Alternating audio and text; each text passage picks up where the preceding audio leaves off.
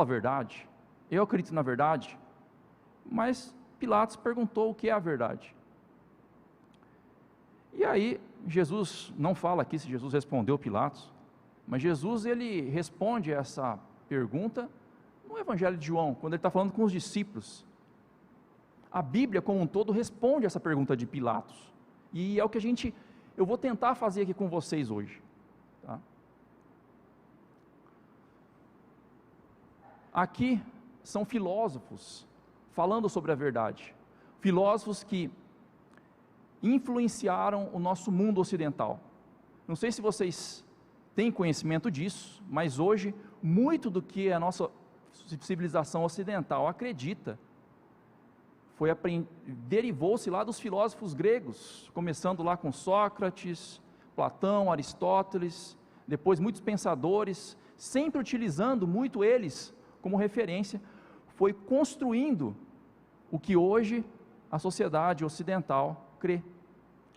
Então eu gostaria de ler aqui o que alguns filósofos falam sobre a verdade. Aqui é Aristóteles falando o seguinte: no que diz respeito à verdade, não se pode dizer que tudo o que parece é verdadeiro. E se é preciso, em primeiro lugar, reconhecer que não há sensação falsa do sensível como tal, deve-se também reconhecer que a imaginação não se confunde com a sensação. Não deve ser fácil ler um livro desses caras aqui, né?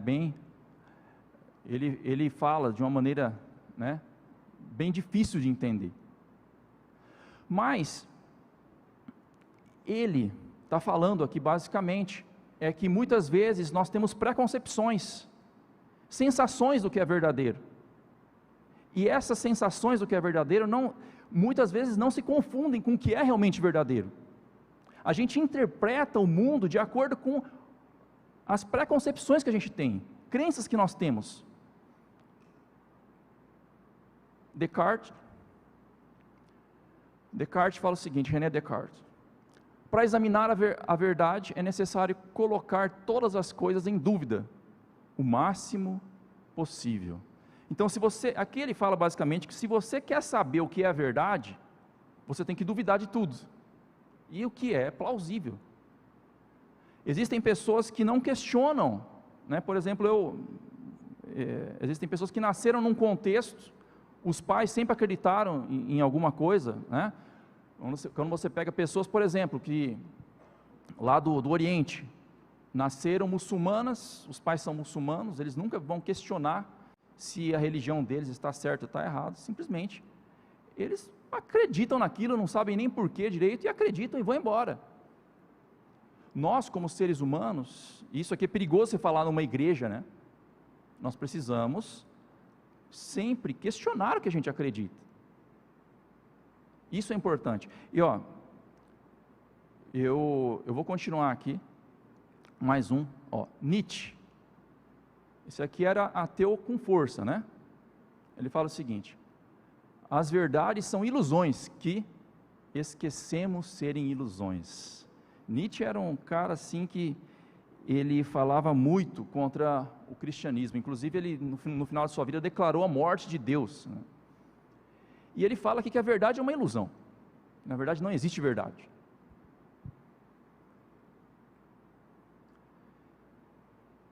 E tudo isso, todos esses pensamentos, esses pensadores, influenciaram na cosmovisão que hoje a sociedade ocidental tem. Hoje muitos de nós temos uma cosmovisão porque nós fomos influenciados por pessoas que leram esses filósofos, tá? Nem sempre, eu acho que daqui, se eu pedir para levantar a mão, quem leu um livro de Nietzsche aqui, talvez poucas pessoas, mas o que acontece?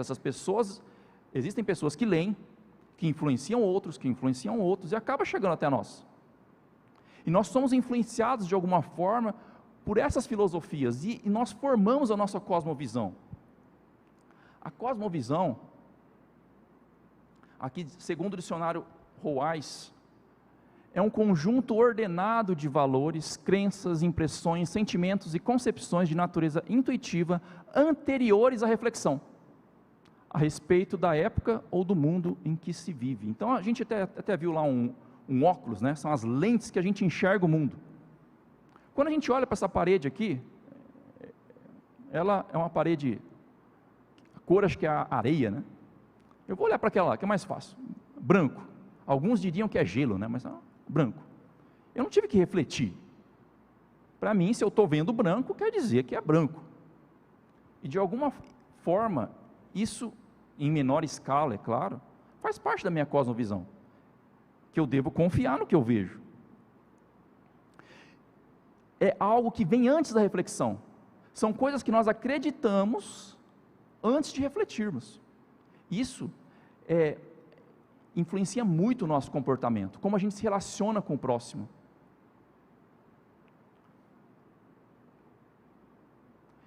E olha só, existem várias correntes filosóficas que pertencem, né, a esses filósofos, muitos desses que a gente leu, que influenciam a nossa sociedade ocidental. Uma delas é o humanismo, que é algo que surgiu lá no final da Idade Média com mais força, né, que fala-se que é a filosofia moral que coloca os humanos como principais, numa escala de importância, no centro do mundo. Então, o humanismo coloca o ser humano como o principal, é o mais importante.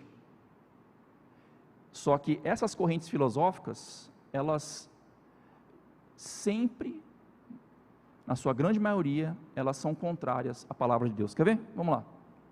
Lê o verso aqui, está em Colossenses 1, 15 a 17, que diz o seguinte. Paulo diz o seguinte: este é a imagem do Deus invisível. Está falando de Jesus aqui, tá?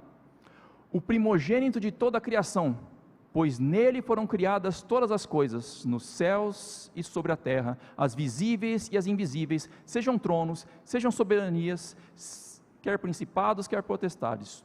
Tudo foi criado por meio dele e para ele. Ele é antes de todas as coisas, nele tudo subsiste. Nós não somos o centro. Tudo que existe não existe para nós. Tudo que existe, existe para Ele. Se existe um propósito na minha e na sua vida, é vivermos para Ele, o centro de tudo. Não somos nós, mas Jesus Cristo.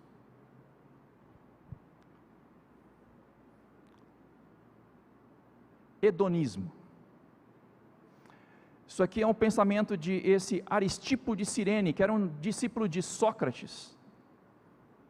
Ele fala o seguinte: o único caminho para a felicidade é a busca do prazer e a diminuição da dor. Isso é o hedonismo. Será que existe alguma coincidência com o que a gente vê hoje em dia?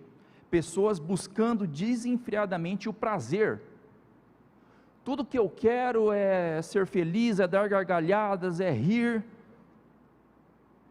E as pessoas geralmente deixam tudo de lado para ter prazer e fugir da dor. Faz parte da cosmovisão da sociedade ocidental. Agora, o que a Bíblia diz?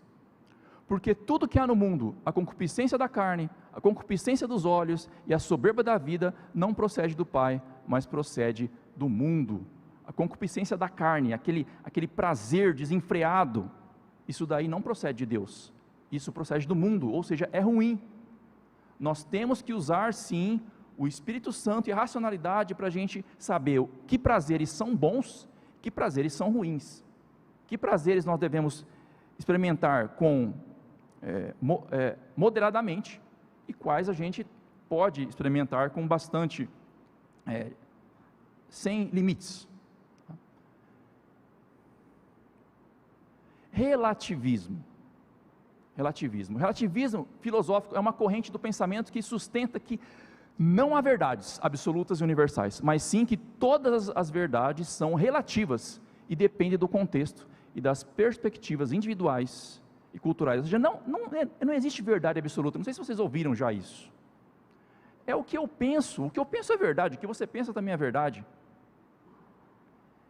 Isso também faz parte da cosmovisão ocidental em sua grande maioria. Não sei se você já ouviu falar, né? Não, ele acredita dessa forma, então ele tem razão. E você acredita assim, você tem razão, acabou. Cada um tem a sua verdade, e fim de papo. Isso é bom para não ter briga, né?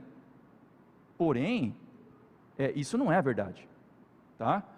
Olha aqui, três filósofos que influenciaram, né, que são relativistas: David Hume, Immanuel Kant, né?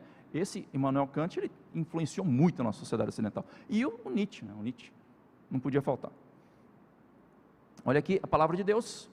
Aqui é Paulo falando com os Gálatas, tá? Ele fala o seguinte: mas ainda que nós, ou mesmo um anjo vindo dos céus, vos pregue evangelho que vá além do que vos temos pregado, seja anátema. Aqui Paulo, e eu posso ler vários textos falando isso, Paulo está falando que existe um evangelho. Se algo além disso for pregado, é anátema. Isso quer dizer que só existe uma verdade. E a gente pode ver em vários locais da Bíblia, eu poderia ler 20 textos para vocês aqui, mostrando isso. Só existe uma verdade, absoluta.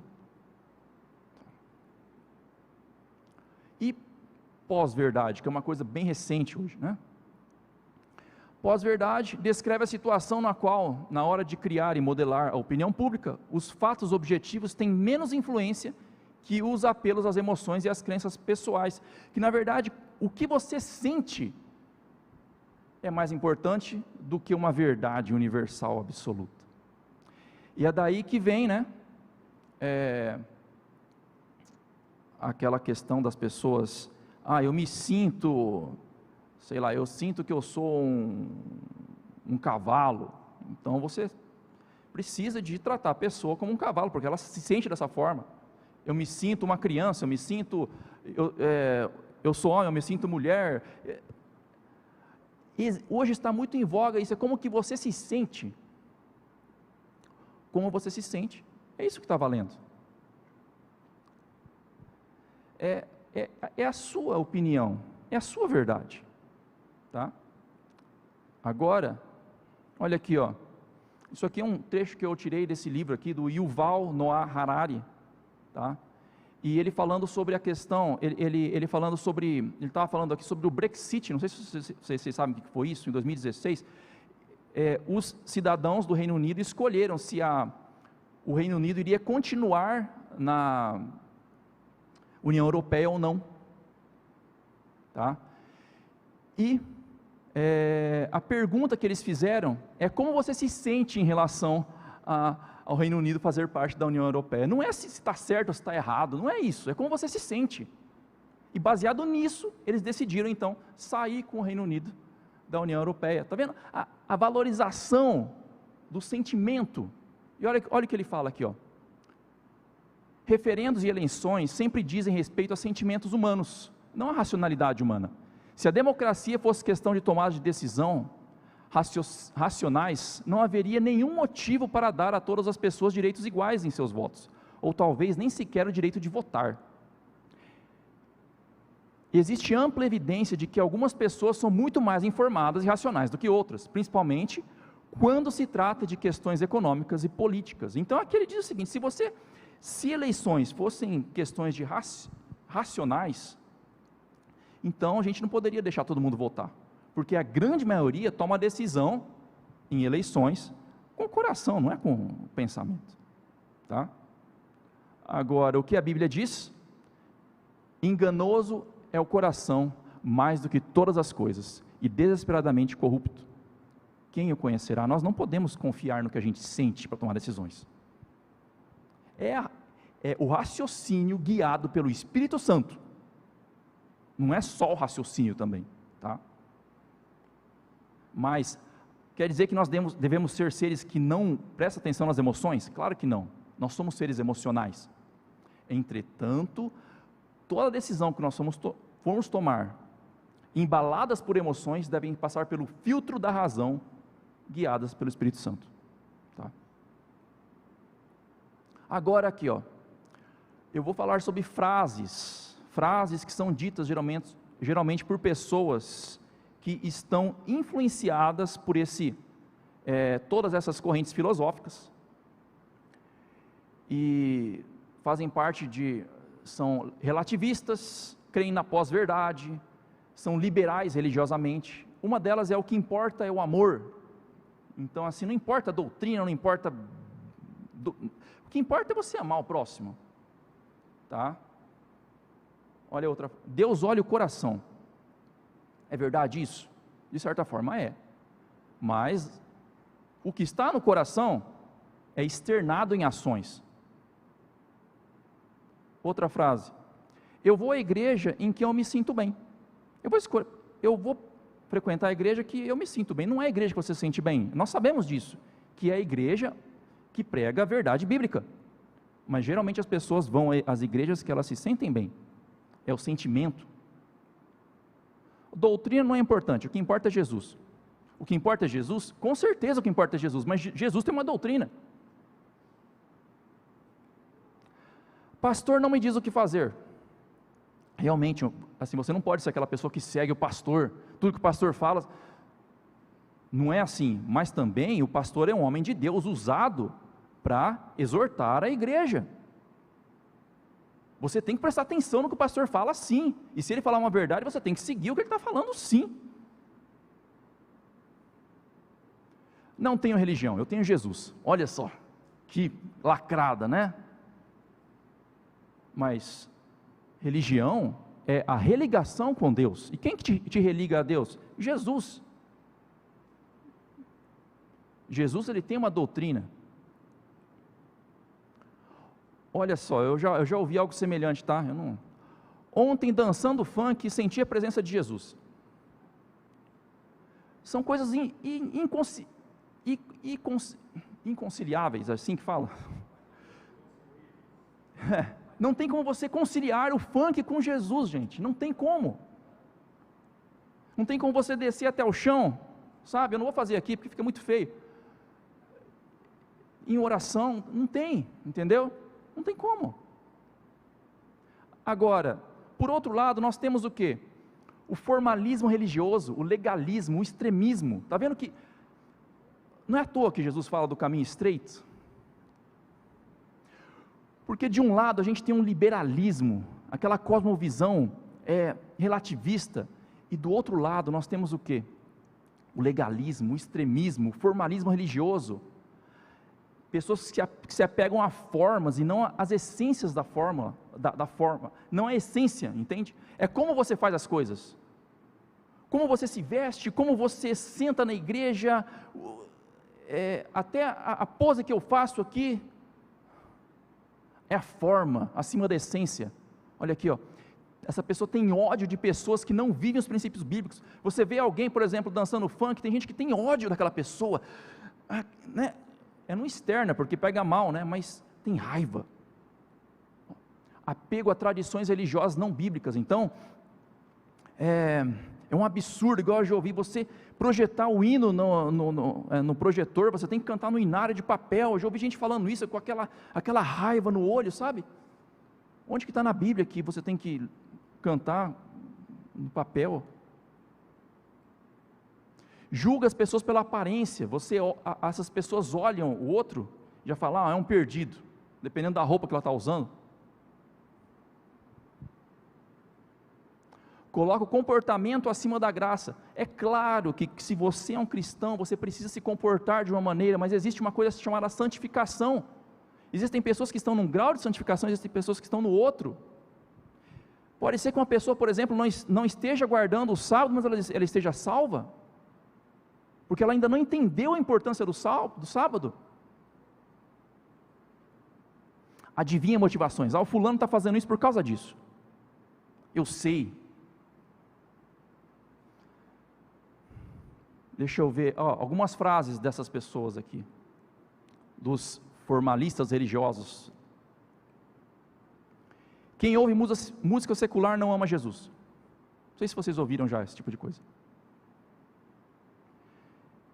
Eu não gosto de ouvir música secular, eu ouço música clássica. Eu não gosto, isso não me faz bem. Mas eu não posso julgar você se você ouve. Falar que você não ama Jesus porque você ouve é complicado. Bateria e guitarra é do diabo. Eu ouvi muito disso, muito. Se você quer falar alguma coisa desse tipo, se baseie na Bíblia. Aí sim, vai ser algo realmente válido. Gosto de homossexuais, longe de mim. Eu já ouvi muito isso. Gente, ó, se existe uma pessoa com comportamento distante da Bíblia, o que a gente tem que fazer, gente? Amar essa pessoa, nos aproximar dela, não é longe de mim. Existem pessoas que têm raiva, só porque uma pessoa tem uma opção sexual diferente. É claro que você ter relacionamento homossexual, de acordo com a Bíblia, está equivocado, certo? Isso a gente não tem dúvida disso, mas aí você odiar essas pessoas. Mulheres não devem usar calça. Isso aqui, ó, no passado, tá? No passado, calça era vestimenta de homem. Hoje já não é mais assim. Mas nós temos a questão ainda cultural da igreja, tá? Então por isso que eu digo para vocês, eu incentivo vocês a virem de saia e de vestido à igreja. Entretanto, não é pecado usar calça. Mas existem pessoas, eu já vi uma mulher chorando uma vez, falando, eu pedi perdão para Deus, nunca mais eu vou usar calça, e chorando em prantos. Quem não guarda o sábado vai se perder. Eu já falei sobre isso. A pessoa pode não estar guardando o sábado porque não conseguiu entender ainda. E Deus é que vai julgar essa pessoa. E olha isso daqui, ó. Quem bebe cerveja sem álcool é porque está com saudade do mundo. Vocês já ouviram isso? Eu não vou entrar aqui no assunto se beber cerveja sem álcool está certo ou está errado. Não vou entrar nesse assunto aqui, tá? Não tem tempo para isso. Mas você falar que a pessoa que bebe cerveja sem álcool é porque está com saudade do mundo, eu já ouvi gente falando isso. Você está julgando as motivações da pessoa. Está vendo que essas pessoas também se afastam da verdade? A gente tem a verdade, de um lado, equivocada de um lado, que são aquelas pessoas liberais, secularizadas, e existem as pessoas extremistas do outro. É difícil você andar no caminho estreito. Isso daqui, ó, eu não vou falar, não vou entrar nisso, mas isso aqui é para você refletir. Eu estou vendo hoje, eu vejo muitas pessoas moldando as suas convicções religiosas pela política.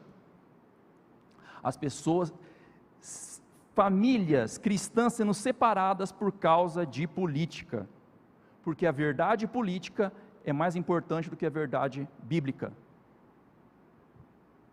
tá? É claro que de um lado e de outro, existe um lado que se aproxima mais do que a gente crê. Com certeza existe mais aí, você fechar 100% com um lado, e você falar tudo que ele acredita, eu acredito também, você está baseando a sua crença em quê? É na Bíblia? Tá? O que é a verdade? De novo Pilatos aqui, perguntando para a gente, o que é a verdade? O que a Bíblia diz que é a verdade? O que Deus diz que é a verdade? Eu vou ler 3 versos aqui para vocês, do que é a verdade.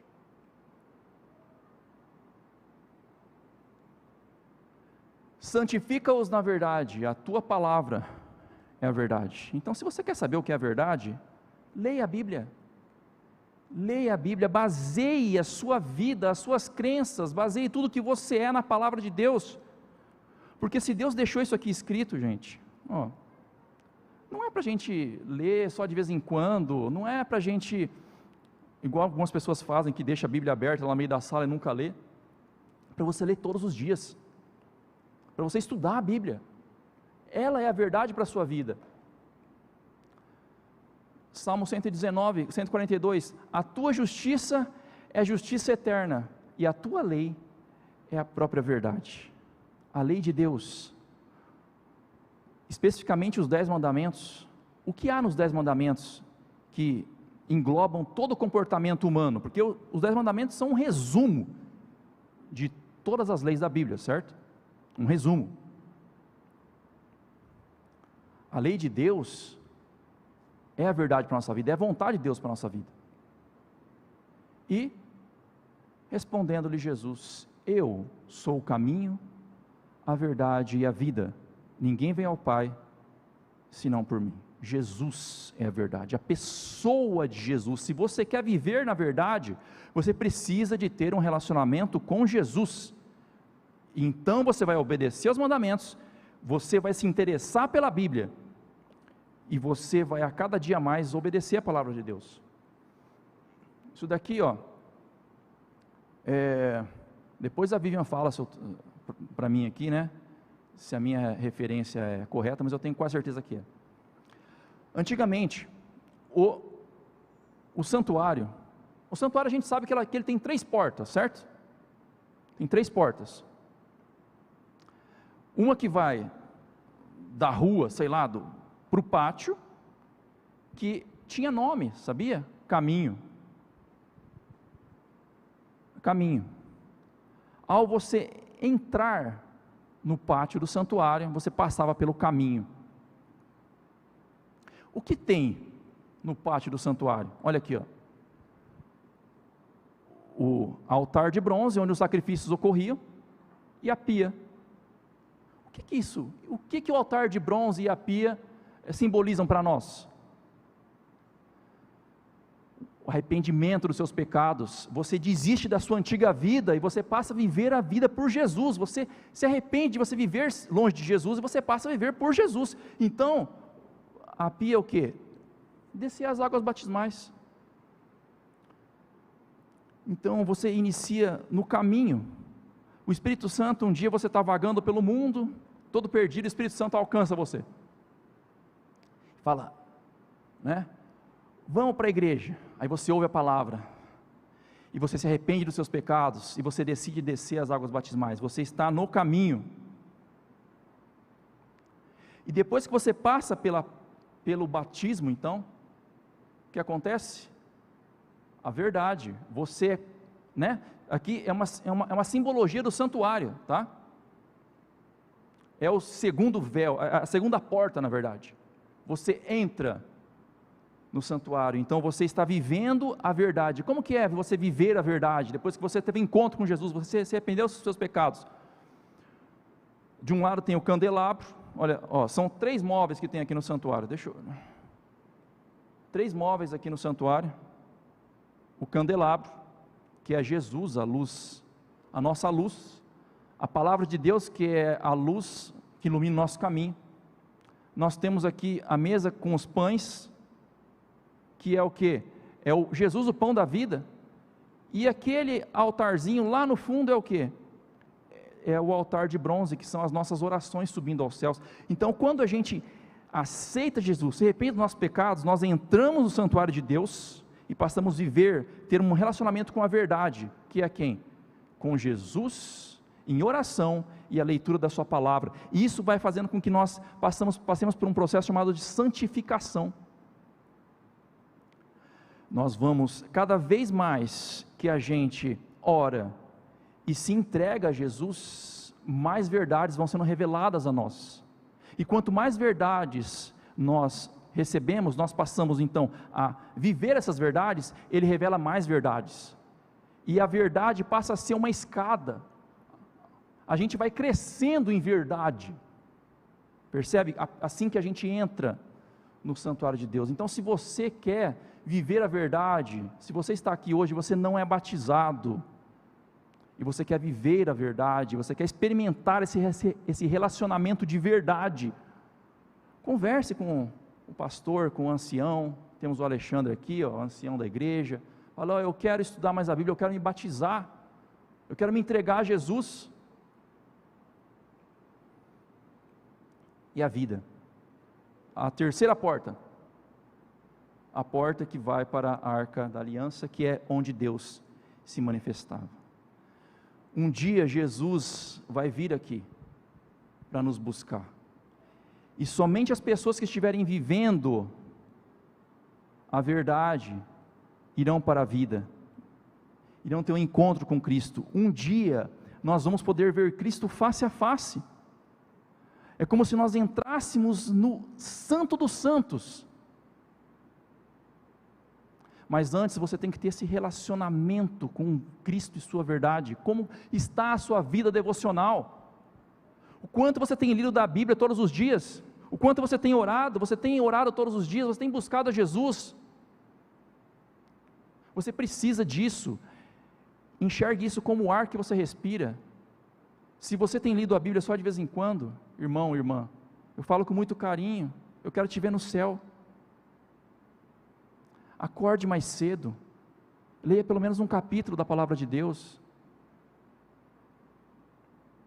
Ore todos os dias, passe tempo com Ele. Ninguém vem ao Pai a não ser por mim. Jesus é o caminho, a verdade e a vida.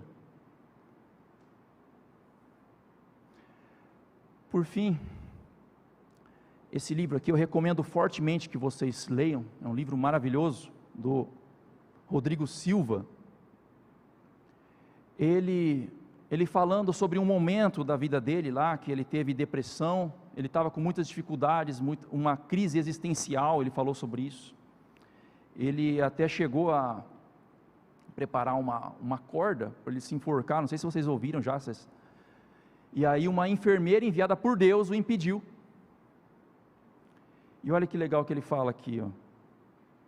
Refiz o caminho proposto por Descartes e cheguei a uma conclusão surpreendente.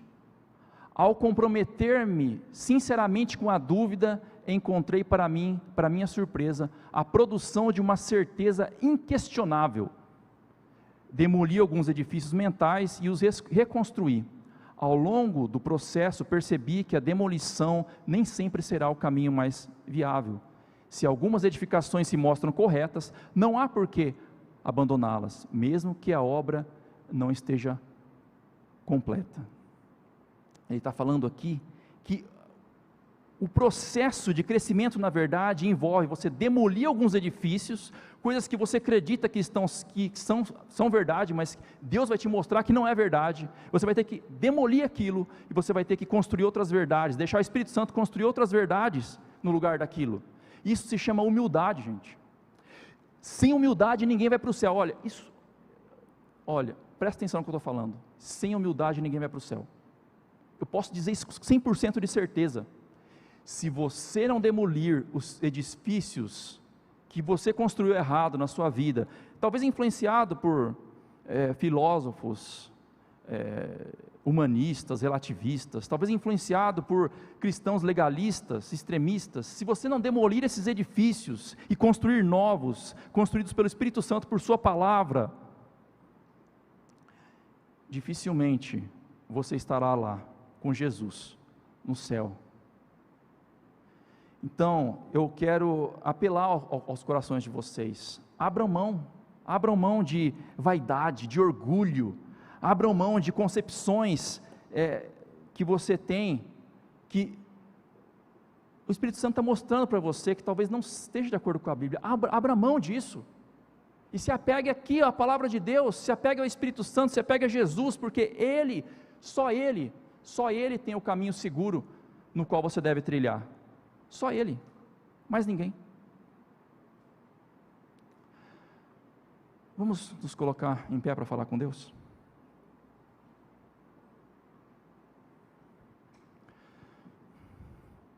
Querido Pai, Senhor Deus, nosso Senhor Jesus, obrigado porque o Senhor é o caminho, a verdade e a vida.